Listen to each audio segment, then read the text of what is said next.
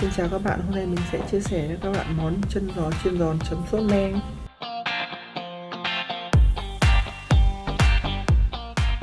Bây giờ mình có một nồi nước sôi, mình cho một lát gừng đập dập vào, 2 củ sả đập dập, 1 thanh quế, 2 gam hoa hồi.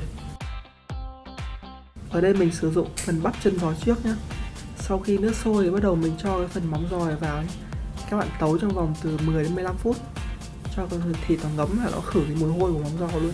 Sau khi đã tấu qua thì mình vớt ra để ráo nhé. Bây giờ mình tiến hành rút cái phần xương của chân giò này nhé.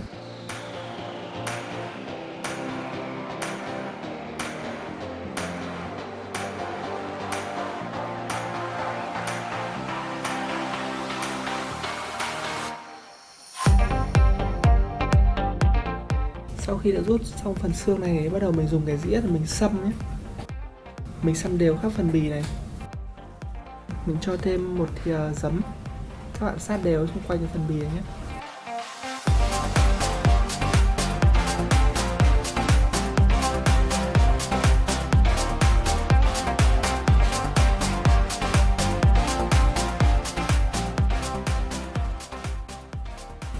Sau đấy là 1/2 thìa muối nữa. Cũng sát đều như vậy.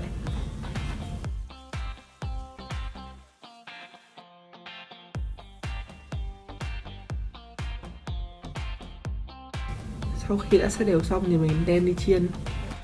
Sau khi dầu nóng thì mình bắt đầu cho móng giò vào chiên giòn. Các bạn lưu ý là chiên ở cái lửa trung bình nhé. Đừng quá lớn cũng là đừng quá nhỏ.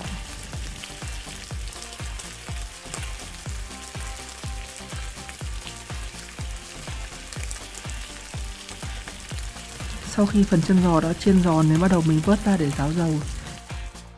Bây giờ mình tiến hành đến làm sốt nhé.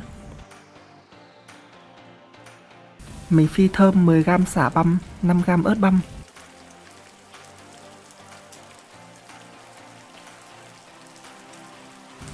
Sau khi mà mình phi thơm phần sả thì bắt đầu mình cho 100ml nước mắm vào, 100g đường, 100ml nước cốt me, 50g tương ớt.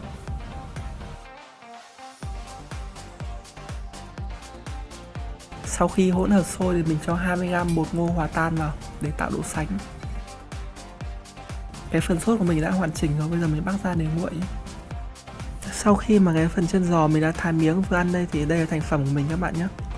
Thịt chân giò mềm thơm, cái nước chấm sốt me hòa quyện chua chua ngọt ngọt, rất là kích thích. Hy vọng qua sự hướng dẫn của mình thì các bạn có thể làm thành công cái món này nhé. Chúc bạn thành công.